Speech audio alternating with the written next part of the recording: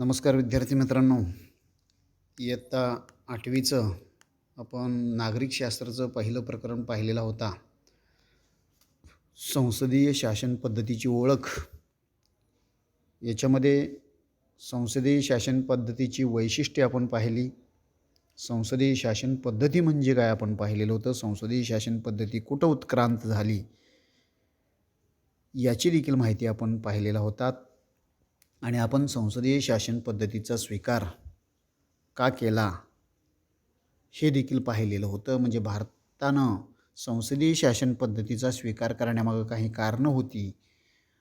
काय कारणं होती तर ते ब्रिटिश राजवटीच्या काळातच भारतात संसदीय संस्थांची निर्मिती झाली होती. ब्रिटिशांनी या पद्धतीनं राज्यकारभार करण्यास भारतामध्ये सुरुवात केलेलं होतं. आणि संसदीय शासन पद्धती हा सुद्धा भारताच्या स्वातंत्र्य लढ्याचा एक आविष्कार असल्यामुळं आणि या पद्धतीचा भारतीयांना परिचय झालेला होता. आणि संविधान सभेमध्ये या पद्धतीवरती बरीच चर्चाही झालेली होती. आणि त्यामुळं संविधानकर्त्यांनी या पद्धतीचा म्हणजे भारतीय परिस्थितीला अनुकूल ठरेल असे बदल करून या संसदीय शासन पद्धतीचा स्वीकार केला. आणि या संसदीय शासन पद्धतीचं एक वैशिष्ट्य म्हणजे संसदीय शासन पद्धतीमध्ये चर्चा विनिमयाला मोठा वाव असतो. आणि सार्वजनिक हिताच्या प्रश्नांवर संसदेमध्ये काय होत असतात, चर्चा होत असतात. आणि या चर्चेमध्ये सगळ्यात महत्त्वाचं म्हणजे सार्वजनिक हित साधत असताना एखाद्या मुद्द्यावरती लोकहित जर बाजूला राहत असेल तर अशावेळी विरोधी पक्षांचे सभासदही त्याच्यामध्ये असल्यामुळं यात योग्य तो निर्णय म्हणजे म्हणजे लोकहिताला कुठेतरी बाधा येत असेल तर अशावेळी विरोधी पक्ष करू शकतात. कारण या संसदेच्या चर्चेमध्ये विरोधी पक्ष देखील सहभागी घेत असतात. आणि योग्य ठिकाणी शासनाला हे विरोधी पक्ष सहकार्य करणं, धोरणातल्या किंवा कायद्यातल्या त्रुटी दाखवून देणं आणि प्रश्नांची अभ्यासपूर्ण मांडणी करणं इत्यादीबाबत विरोधी पक्ष म्हणजे काय करत असतो, दक्ष असतो. म्हणजे लोकशाहीचा तो पाठीराखा आहे असं मानलं जातं. आणि त्यामुळं संसदेला अधिक निर्दोष कायदे करणं हे शक्य होत असतं. आणि त्याच्यामध्ये आपण संसदेचे 2 प्रकार पाहिलेलं होतं. एक अध्यक्षीय आणि संसदीय शासन पद्धती पाहिलेली होती. आता आज आपण भारताची संसद पाहणार आहोत. आता भारताचं संसद भवन जे आहे ते नवी दिल्लीला आहे. आणि संसदीय शासन पद्धतीत महत्त्वाचे आहे हे आपल्याला माहीत आहे किंवा त्याचं महत्त्व आपणाला या मागच्या प्रकरणामध्ये तुम्ही पाहिलेलं आहात. आताच्या या प्रकरणामध्ये आपण संसदेचा विचार करायचा आहे, संसदेचं कार्य कसं चालतं हे आपण इथं पाहायचं आहे. आता भारताच्या संसदेची निर्मिती संविधानानं केलेलं आहे. आणि राष्ट्रीय पातळीवरील म्हणजेच केंद्रीय शासन यंत्रणेच्या कायदेमंडळाला आपण संसद असं म्हणतो. आणि त्यानुसार संसदेमध्ये राष्ट्रपती, लोकसभा व राज्यसभा यांचा समावेश या संसदेमध्ये होतो. आणि संसदेमध्ये राष्ट्रपती जे आहेत ते भारताच्या संसदेचे अविभाज्य घटक म्हणून ओळखले जातात. परंतु संसदेच्या सभागृहामध्ये उपस्थित राहून विचारविनिमयात त्यांना भाग घेता येत नाही. म्हणजे राष्ट्रपतींना संसदेच्या सभागृहात उपस्थित राहून काय करता येत नाही, विचारविनिमयामध्ये भाग घेता येत नाही. आणि या संसदेचे 2 सभागृह आहेत. एक लोकसभा आणि दुसरा आहे राज्यसभा. पहिल्या सभागृहाला दोन्ही सभागृहांना काय म्हटलेलं आपण, पहिलं सभागृह जे आहे ते लोकसभेचं आहे आणि दुसरं सभागृह जे ते राज्यसभेचं आहे. आणि संसदेच्या 2 सभागृहांना लोकसभा आणि राज्यसभा असं म्हटलं जातं. आता तुम्हाला एक चौकट दिलेला आहे शोधा पाहू म्हणून. आणि त्याच्यामध्ये तुम्हाला सांगितलेलं आहे घटक राज्यांना त्यांच्या लोकसंख्येच्या प्रमाणात लोकसभेतील जागा मिळतात. आणि निवडणुकीसाठी प्रत्येक राज्याचे भौगोलिक मतदारसंघात विभाजन केलं जात असतं. आता आपण देखील आपल्या मतदारसंघाला हातकणंगले मतदारसंघ असं म्हणतो आहे. म्हणजे भौगोलिक मतदारसंघाचं विभाजन हे केलेलं आहे. लोकसंख्येवरती ते विभाजन केलेलं असतं आणि मतदारसंघाची लोकसंख्या साधारणतः एकसारखी ठेवलेली असते आणि विविध घटक राज्यांना लोकसभेत किती जागा आहेत हे तुम्ही काय करायचं आहे, गुगलच्या साहाय्यानं किंवा आंतरजाल किंवा इंटरनेटच्या साहाय्यानं ते शोधून तुम्ही ते लिहायचं आहे. आता इथं महाराष्ट्राच्या जागा दिलेल्या आहेत. महाराष्ट्राच्या लोकसभेच्या जागा इथं काय केलेल्या आहेत, दिलेल्या आहेत. या ठिकाणी 48 जागा महाराष्ट्रात आहेत. म्हणजे 48 मतदारसंघ, म्हणजे लोकसभेचे काय आहेत, 48 मतदारसंघ आपल्या महाराष्ट्र राज्याला आहेत. तर मग गुजरात, मध्य प्रदेश, उत्तर प्रदेश, गोवा, आता ही राज्ये जी आहेत ती इतर राज्ये ते महाराष्ट्राच्या तुलनेनं विस्तारानं किंवा क्षेत्रफळाच्या दृष्टीनं कमी अधिक किंवा लोकसंख्येच्या दृष्टीनं कमी अधिक असं काय आहेत ती राज्य आहेत आणि त्यांना या लोकसभेच्या म्हणजे किती जागा त्या राज्यांना, म्हणजे गुजरात, मध्य प्रदेश, उत्तर प्रदेश, गोवा या राज्यांना लोकसभेच्या जागा किती आहेत हे तुम्ही काय करायचं आहे, इंटरनेटच्या साहाय्यानं शोधून तिथं लिहायचं आहे. त्याच्यानंतर आपण पाहत होतो की म्हणजे संसदेचे 2 सभागृह जे आहेत ते लोकसभा आणि राज्यसभा आपण आता पाहणार आहोत. आता पहिल्यांदा आपल्याला पाहायचं आहे लोकसभा. आता भारतीय संसदेचे कनिष्ठ आणि प्रथम सभागृह म्हणजे लोकसभा. आता लोकसभा हे संसदेचं म्हणजे जनतेकडून थेटपणे निवडून येणारं सभागृह आहे. लोकसभेमध्ये बघताय तुम्ही जनतेकडून थेटपणे काय केलेले असतात, निवडून दिलेले सभासद त्याच्यामध्ये असतात किंवा त्याला आपण लोकसभेवरती निवडून गेलेल्या लोकांना आपण खासदार असं म्हणतोय. त्या लोकांच्या मार्फत डायरेक्ट निवडून गेलेले असतात. म्हणजे जनतेकडून थेटपणे निवडून येणारं हे सभागृह आहे. म्हणून या लोकसभेला पहिलं सभागृह असं म्हटलं जातं. लोकसभेला काय म्हटलं जातं, पहिलं सभागृह असंही म्हटलं जातं. आता लोकसभेच्या निवडणुका तुम्हाला माहीत आहेत, दर 5 वर्षांनी या निवडणुका होत असतात. म्हणजे निवडणुकीसाठी भौगोलिक मतदारसंघ देखील निर्माण केलेले आहेत आणि लोकसभेची मुदत जी असते ती 5 वर्षांची असते आणि लोकसभेच्या निवडणुका दर 5 वर्षांनी होत असतात. आता आपल्याकडे देखील ह्या लोकसभेच्या निवडणुका 1-2 वर्षामागं होऊन गेलेल्या आहेत. ते तुम्ही त्याचं निवडणुकीची तयारी किंवा निवडणुकीचा प्रचार वगैरे तुम्ही पाहिलेला असाल. कोण त्यावेळी तुमच्या लोकसभेच्या निवडणुकीसाठी उमेदवार राहिले होते त्यांची यादी करा आणि त्याच्यातून निवडून गेलेले कोण उमेदवार आहेत ते तुम्ही काय करा, लिहा.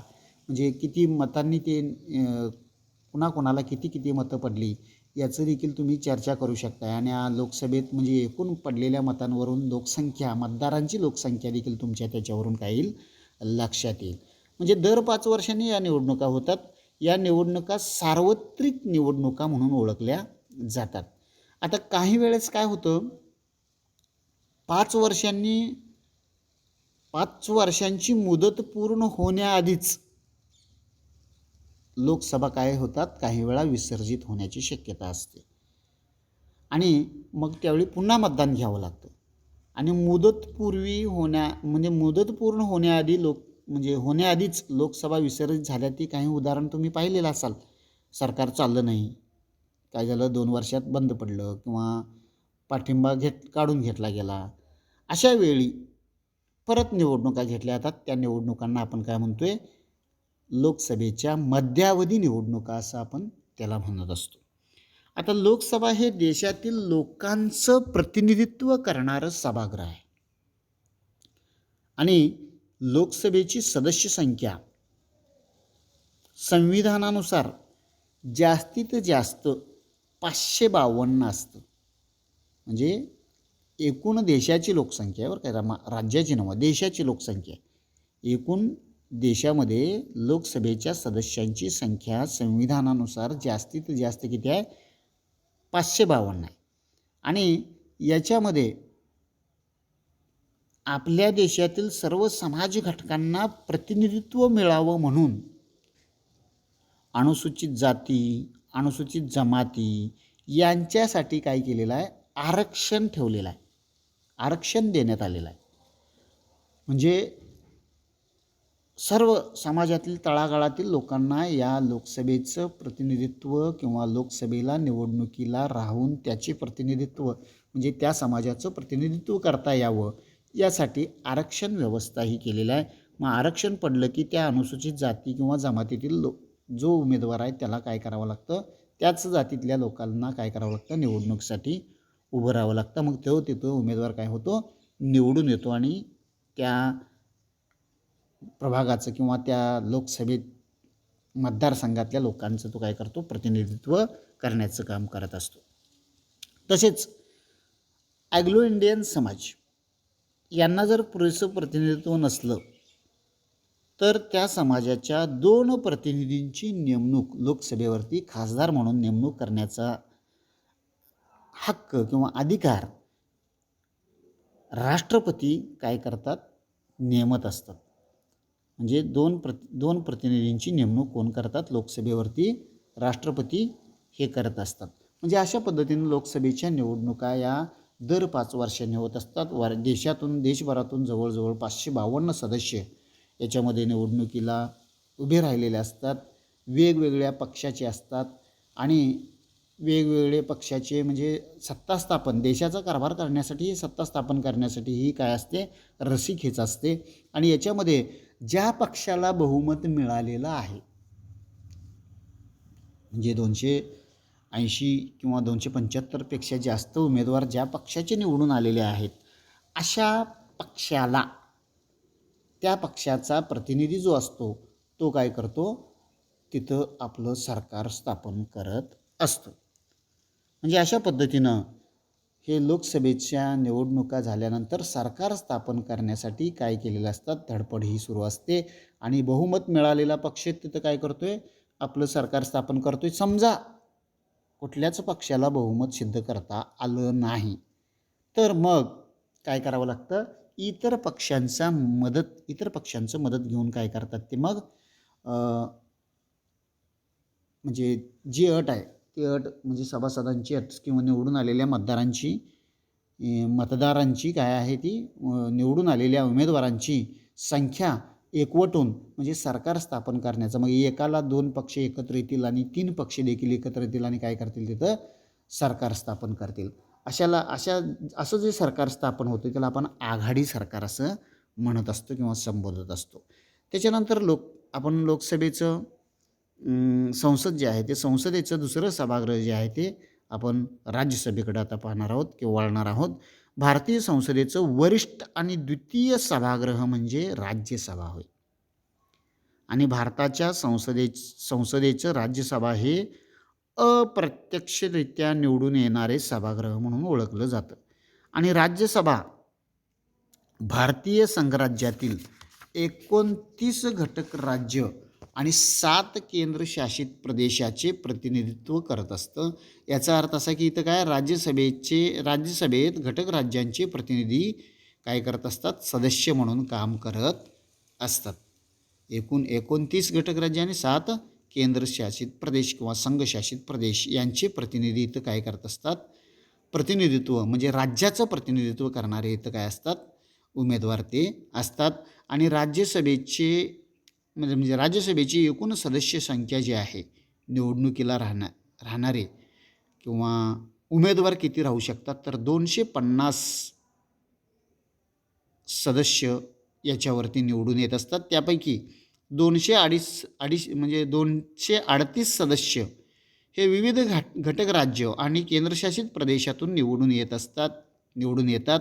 आणि राज्यसभेत प्रत्येक घटक राज्यांची सदस्य संख्या ही सारखी नसते. लोकसंख्येवरती ठरवलेली असते, संख्या ठरवलेली असते.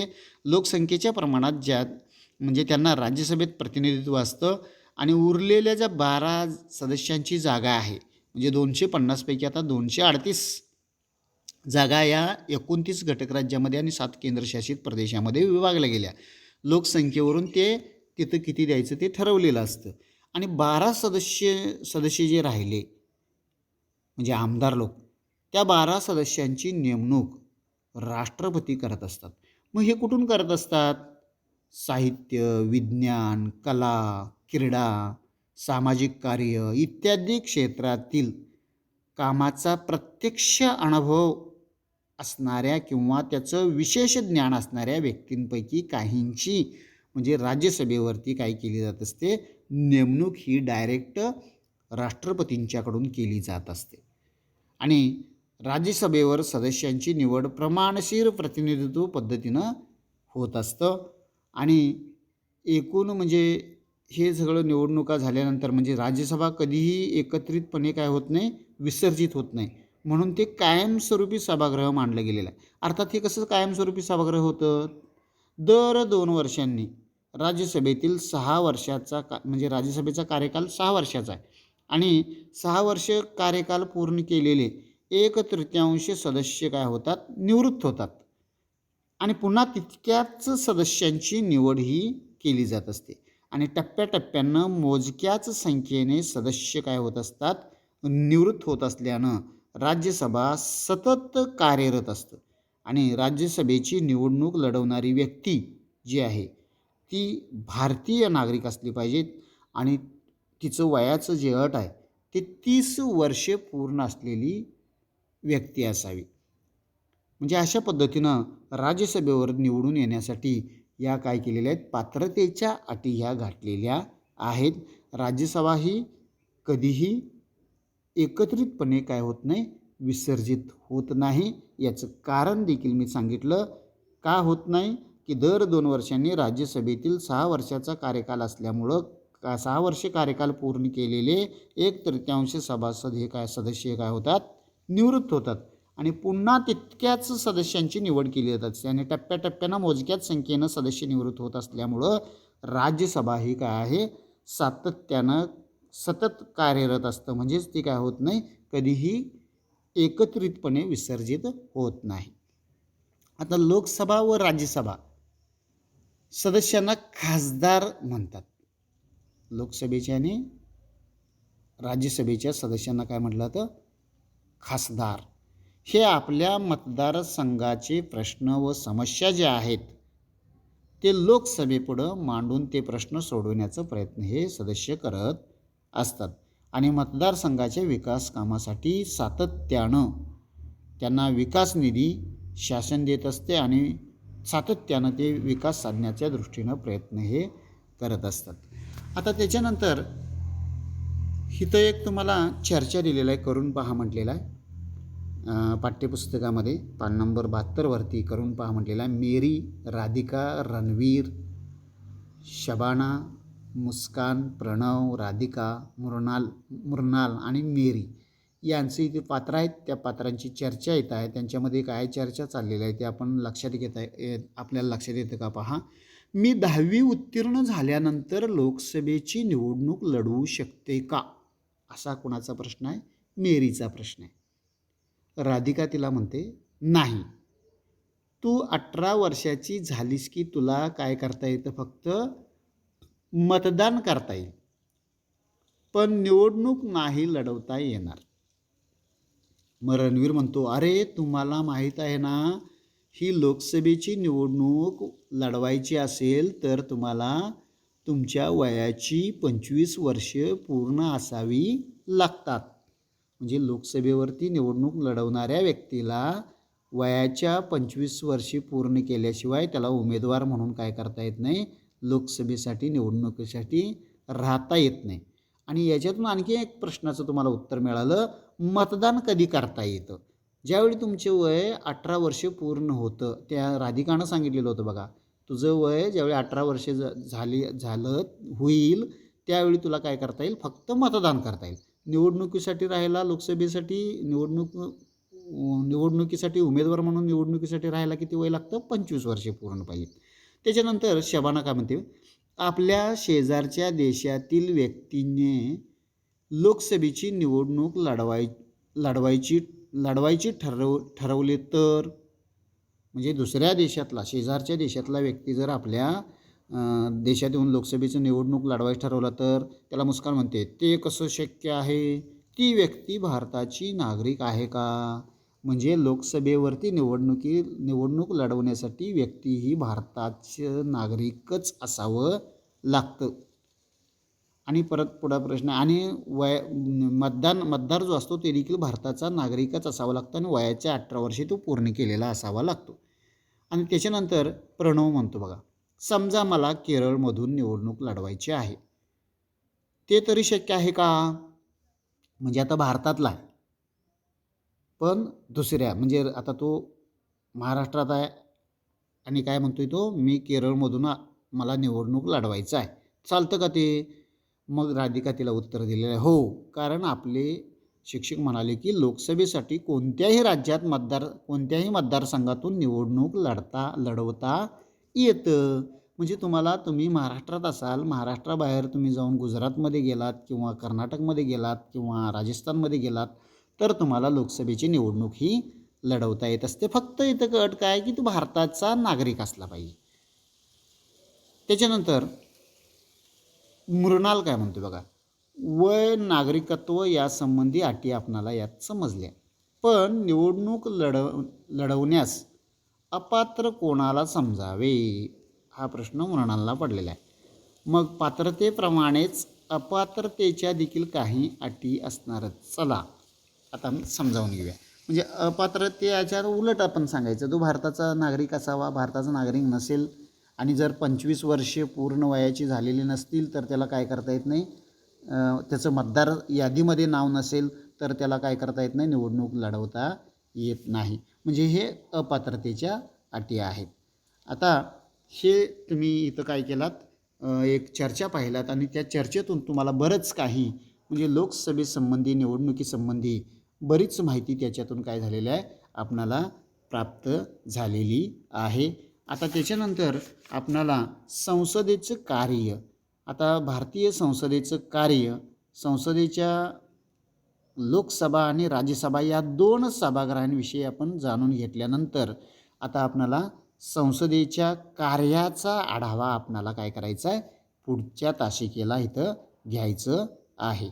आतापर्यंत आपण पाहिलं की संसदीय शासन पद्धती म्हणजे संविधानानं हे स्वीकारलं आणि संसद कशाला म्हटलेलं आहे की केंद्रीय शासन यंत्रणेच्या कायदेमंडळालाच आपण काय म्हटलेलं आहे, संसद असं म्हटलेलं आहे. आणि या संसदेचं महत्त्वाचे घटक कोण आहेत, अविभाज्य घटक कोण आहेत ते देखील आपण पाहिलं. राष्ट्रपती हे संसदेचे काय आहेत, अविभाज्य घटक आहेत, परंतु त्यांना संसदेच्या सभागृहात काय करता येत नाही, उपस्थित राहून विचारविनिमयात भाग घेता येत नाही हे आपण पाहिलं. आणि संसदेच्या 2 सभागृहांना लोकसभा आणि राज्यसभा असं म्हटलं जातं. संसदेच्या 2 सभागृहांच्या विषयी देखील आपण माहिती इथं पाहिलेलं आहे. लोकसभेचं पाहिलं, राज्यसभेचं पाहिलं. त्याच्यानंतर आपण राज्यसभेचे एकूण सदस्य किती असतात, त्याच्यामध्ये 12 सदस्य आहे. 238 सदस्यांची निवडून येत असतात आणि 12 सदस्यांना काय करतात, राष्ट्रपती हे काय करत असतात, नेमत असतात. हे आपण पाहिलं. आणि त्याच्यानंतर आता आपण राहिलेला भाग जो पाठाचा आहे तो आपण काय करणार आहोत, पुढच्या तासिकेला पाहणार आहोत. धन्यवाद.